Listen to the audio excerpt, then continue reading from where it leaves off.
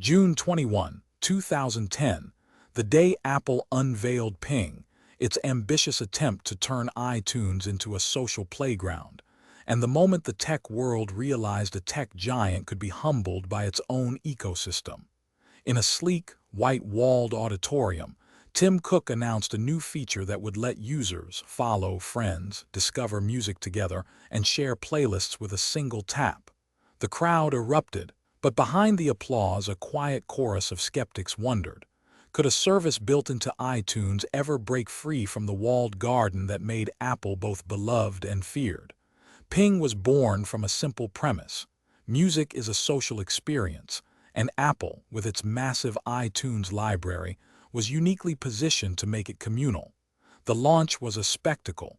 A glossy demo showed friends listening to the same album in real time, a seamless share button that appeared in every track, and a promise that the platform would evolve into a hub for artists, fans, and influencers alike. Within hours, the service was live on iOS devices and the Mac, and the world watched as the icon of the green speech bubble appeared beside every song. The initial surge was promising. Within the first week, over 3 million users had signed up, a number that seemed to validate Apple's gamble. Major record labels, eager to tap into the social wave, began to integrate exclusive content and early releases directly into Ping. Artists like Taylor Swift and Kanye West posted official playlists, and fans flocked to comment, like tracks, and follow each other's listening habits. For a brief moment, Ping seemed poised to become the Facebook of music, a place where discovery and community intertwined without the clutter of ads or third-party noise. But beneath the glossy interface, warning signs began to surface. First, the service was shackled to the iTunes ecosystem, meaning only users with Apple devices could join. While this exclusivity reinforced Apple's brand, it also alienated the massive Android market that had already embraced music-sharing apps such as Spotify and SoundCloud. Second, Ping's social features felt thin. There were no comments on individual songs, no public profiles beyond a minimalist list of followers, and no algorithmic recommendations beyond what users already knew. In an era when Twitter and Instagram were redefining personal expression, Ping's restraint felt like a relic. Developers quickly caught on. By mid-2010, a slew of third-party apps tried to circumvent Ping's limitations, offering richer social layers, deeper analytics, and cross-platform compatibility. Apple responded with a series of updates, each promising more integration. Yet each iteration seemed to add only marginal improvements. The user interface remained static, and the core experience, sharing a track with a friend, remained a one-click action lacking depth.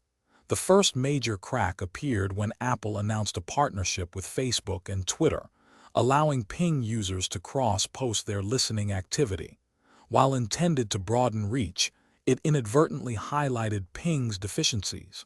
Users could see that their friends were already broadcasting music on platforms with richer feeds and larger audiences.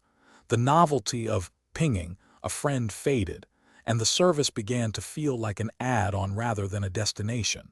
By late 2011, internal memos leaked, revealing that Apple's own analytics showed a staggering churn rate.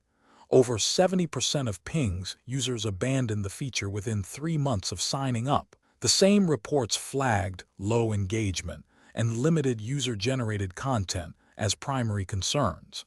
Yet Apple, ever confident in its ability to iterate, pushed forward with a costly redesign, integrating Ping into the newly launched iOS 5 music app. The hope was that a seamless experience would revive interest, but the changes were cosmetic at best.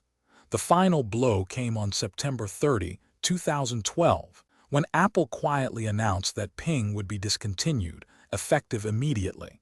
No grand press conference, no heartfelt farewell video, just a brief notice on the Apple website stating that the service would be removed from the iTunes Store and will no longer be available. Within days, the green speech bubble vanished from millions of devices, and the world was left with a lingering question. Why did a company with resources, brand loyalty, and a massive user base fail at something so seemingly simple? The aftermath was a cautionary tale that rippled through Silicon Valley. Industry analysts dissected the failure, pointing to Apple's reluctance to open Ping to non-Apple users, its underestimation of social dynamics, and a corporate culture that prioritized design elegance over functional depth. Competitors seized the opportunity. Spotify, which had launched a year earlier, doubled down on social playlists, collaborative listening sessions, and algorithmic discovery, quickly becoming the de facto music social network. Even Facebook introduced its own music integration, allowing users to share songs directly from third-party services, effectively co-opting the space Ping had hoped to dominate. For Apple, the fallout was more subtle. While Ping's demise didn't tarnish the brand's reputation for hardware innovation, it underscored a strategic blind spot: the difficulty of translating a closed, product-centric philosophy into an open, community-driven platform. The lesson lingered, influencing later ventures such as Apple Music, which launched in 2015 with a far more robust social component, including Connect, a feature allowing artists to post updates, photos, and videos. Though Connect itself eventually faded, Apple learned to partner with existing social ecosystems rather than building them from scratch. Subscribe to The Collapse for more stories like this.